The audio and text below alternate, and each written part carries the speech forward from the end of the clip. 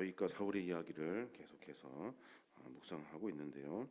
죄인 가운데는 두 분류의 죄인이 있습니다. 하나는 어떤 죄인이 있냐면 고의적으로 계획적으로 악행하는 죄인이에요. 계획적으로 고의적으로 일부러. 또 다른 죄의 분류가 있는데 그 죄의 분류는 무의식적으로 나도 모르는 사이에 부지부식간에 범죄하는 것을 말합니다. 전자는 결코 하나님께 사함받을 수 없습니다. 후자는 하나님의 회개를 통해서 하나님의 사죄의 은총을 받을 수 있죠. 물론 하나님께서 모든 죄를 다 고하면 용서하시는 그 긍휼의 은혜를 베풀 수 있지만 우리의 삶 속에서 고의적으로 계획적으로 계속 악으로만 살아가는 죄의 모습을 하나님은 좌시하지 않으셔요. 결국에는 하나님의 심판으로 말미암아 멸망하게 되는 거죠. 오늘 본문에 보면 이 사울의 분행이 계속해서 고의적으로 계획적으로 악행하는 길을 걸어가고 있는 거예요. 이스라엘의 초대 왕으로 기름 부어 받아가지고 놀라운 축복을 받아 살고 있는데 하나님으로부터 버림을 받아요. 아말렉 토벌 전투에서 자기가 무슨 제사장이냐 되는 것처럼 자기가 빨리 일을 처리해 버리고 그리고 전투를 해야 하는 긴박한 상황이라 자기가 판단하고 사무엘이 해야 할 일들을 자기 사울이 해버려요. 그러면서 하나님으로부터 버림받게 되죠. 급기야는 하나님이 택한 사람 다윗을 죽이려고 혈안이 되어가지고 아주 계획적으로 고의적으로 그리고 많은 것들이 악행으로만 돌아가는 사울의 모습을 우리가 보게 되는 겁니다.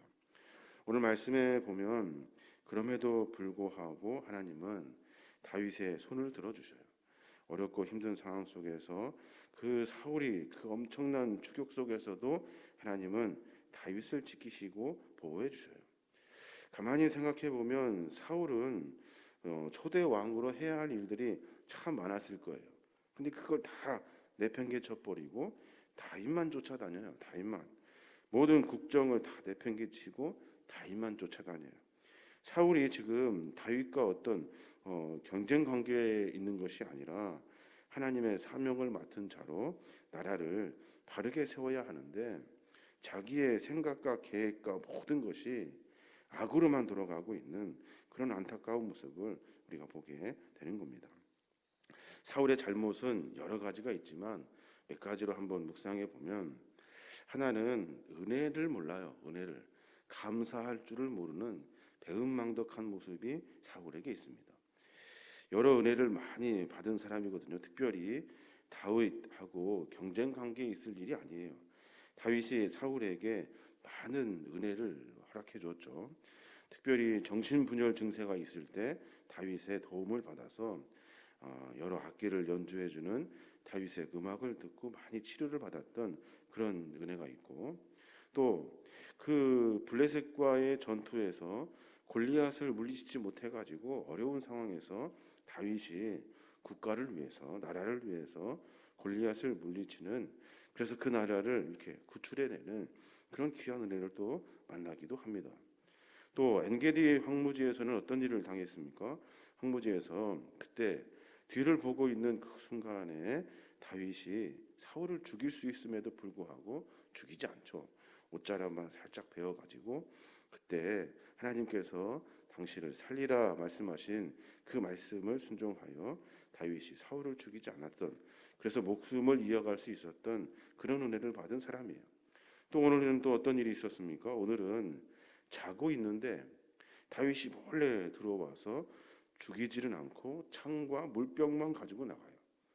이런 여러 일들을 보면 고맙고 감사한 일인데 사울은 그 안에 그 마음이 아니라 또다시 분노의 마음을 가져요.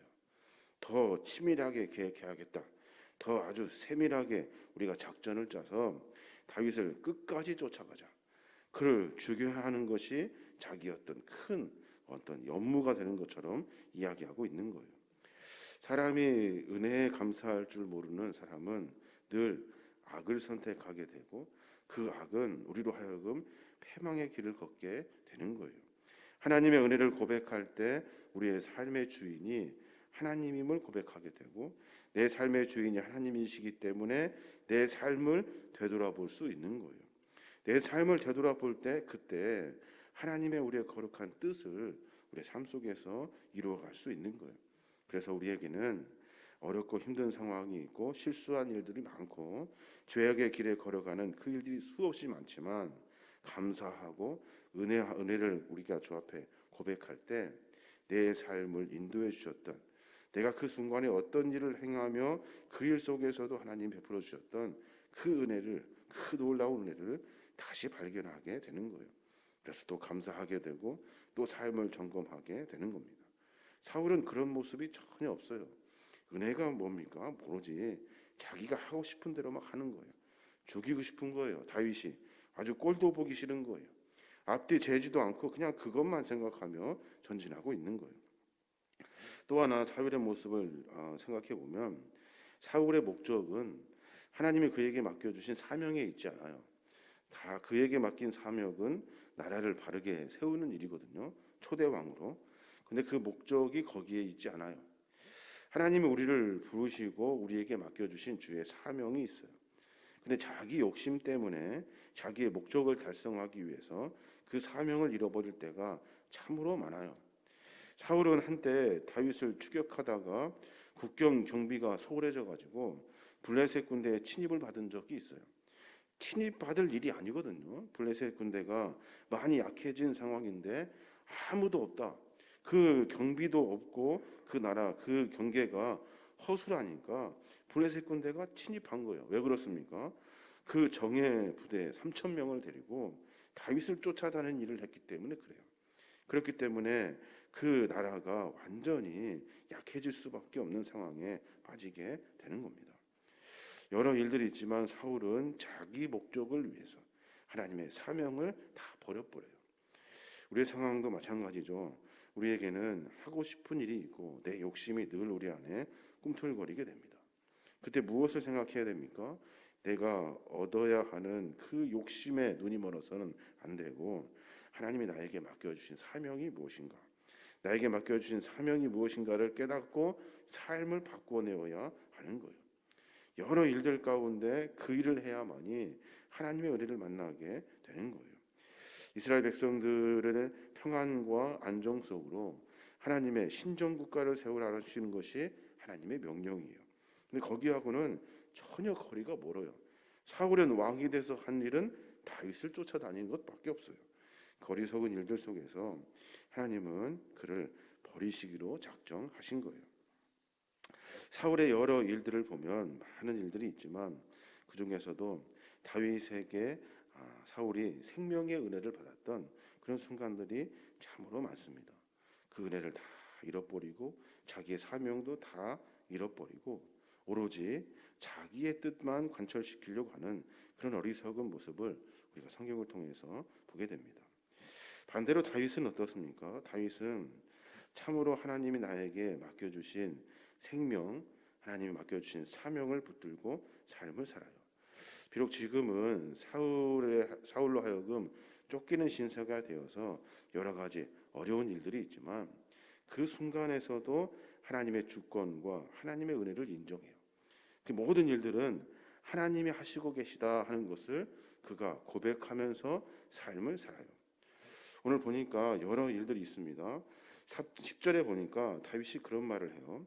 다윗이 또 이르되 여호와께서 살아계심을 두고 맹세하노니 여호와께서 그를 치시리니 혹은 죽은 날이 이르거나 또는 전장에서 나가서 망하리라 라고 말해요. 내가 할 일이 아니라는 거예요. 지금 다 자고 있고 몰래 들어가서 진 깊숙한 곳에서 사울이 딱 한 번이면 돼요. 지금 두 번도 아니라고 말하고 있는 거예요.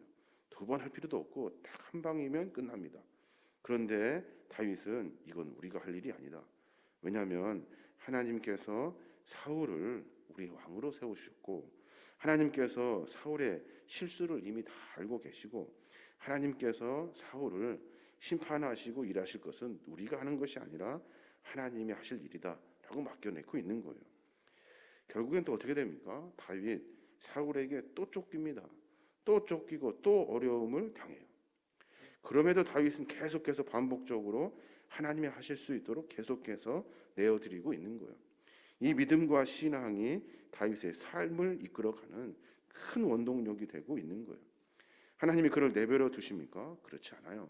하나님은 그가 그곳에 그 마음을 가지고 그 일을 하는 것을 보시고 하나님이 또 깊이 개입하셔요.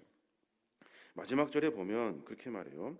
다윗이 사울의 머리 곁에서 창과 물병을 가지고 나가되 아무도 보거나 눈치채지 못하고 깨어있는 사람도 없었으니 이는 여호와께서 그들을 깊이 잠들게 하셨으므로 그들이 다 잠들어 있었기 때문이었더라 라고 말해요. 다윗이 무사히 탈출할 수 있도록 하나님께서 그 일을 만들어 가신 거예요. 사울은 은혜를 모르고 감사할 줄을 몰라요.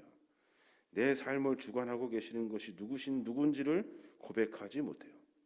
다윗은 형편없는 상황에서도 늘 감사하고 나에게 베풀어 주신 하나님의 그 은혜를 가지고 하나님이 내 삶 속에서 함께 하신다는 것을 고백하며 삶을 살아요. 사울은 목적 달성이 이유예요. 자기 삶의 이유, 자기에게 득이 되는 일이라면 앞뒤 가리지 않고 사명이고 뭐고 다 내팽개치고 그것만 쫓아요. 그런데 다윗은 자기의 목적이 아니라 하나님의 뜻을 이루어가려고 그 일 속에서 하나님이 개입하시고 일하신다는 것을 계속해서 고백하며 살아요. 사람은 어리석기 때문에 하나님의 뜻을 계획하지 못합니다. 알지 못해요. 하나님이 무엇을 하시려고 하시는지 분별하기가 쉽지가 않습니다. 그러나 분명한 것은 하나님은 일하시고 계시다는 거예요. 분하고 억울한 일이 수도 없이 많고 그리고 많은 일들 가운데 낙담된 일들이 너무나도 많지만 그 속에서도 하나님은 일하셔요. 내 뜻이 아니라 하나님의 뜻을 이루어 가시려고 일하고 계신 거예요. 수많은 일들 속에 이 고백이 우리 안에 있지 아니하면 하나님은 우리에게 긍휼의 은혜를 베푸지 않으셔요. 그것이 오늘 말씀의 핵심이 되는 거예요. 다윗은 늘 하나님을 고민합니다. 하나님이 하시는 일이야. 아니라니까요. 당신이 이번에 사울을 죽이면 모든 것이 끝납니다. 이제는 우리가 자연스럽게 이스라엘의 왕으로 등극하게 됩니다. 얼마나 쉽습니까?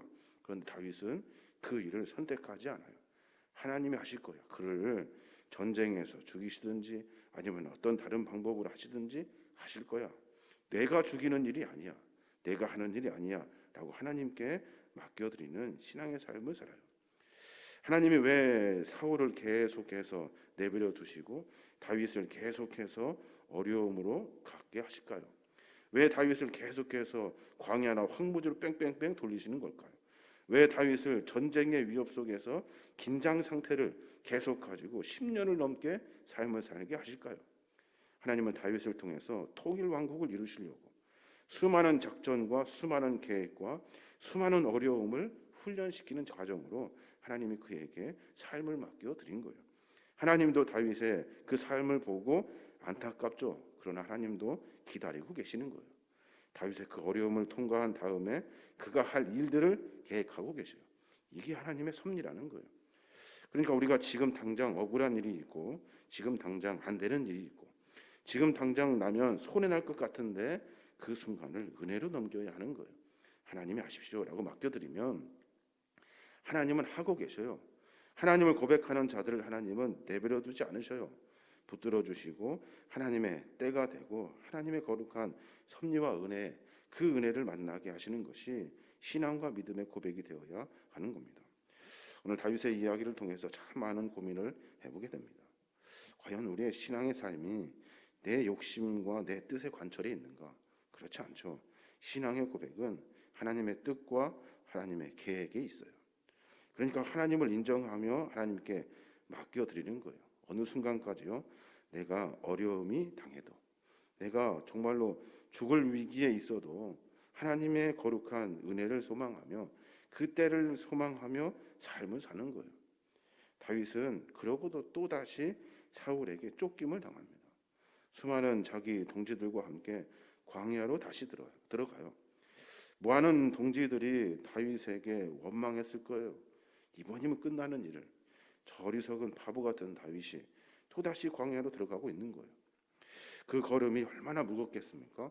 그 걸음이 얼마나 친구들에게 미안하고 그렇겠습니까? 그래도 하나님의 뜻을 의지하고 하나님이 하실 것을 소망하면서 삶을 하나님께 맡기는 거예요. 이게 바로 믿음의 삶이라는 겁니다. 오늘 하루 가운데 그런 고백이 좀 있었으면 좋겠어요. 하나님, 내 뜻과 내 목적, 내가 이루고자 하는 것 다 내려놓고 하나님이 하십시오. 하나님이 이 일을 만들어 가십시오. 내가 아무리 어렵고 힘든 일을 당해도 하나님이 하시고자 하시는 일이 있다면 내가 참고 견디겠습니다. 라는 이런 고백이 우리의 고백이 되어야 하는 겁니다. 이 삶을 통해서 우리는 하나님의 은혜를 만나게 되는 거예요. 오늘 하루 가운데 이런 고백으로 말미암아 우리의 삶이 내 삶이 아니에요. 하나님의 은혜의 삶이 되어야 되고, 우리 인생이 내 계획이 아니에요. 하나님의 계획이 되어야 될 줄로 믿습니다. 이런 고백으로 주 안에서 승리하시는 저와 여러분이 되시길 주님의 이름으로 축원합니다.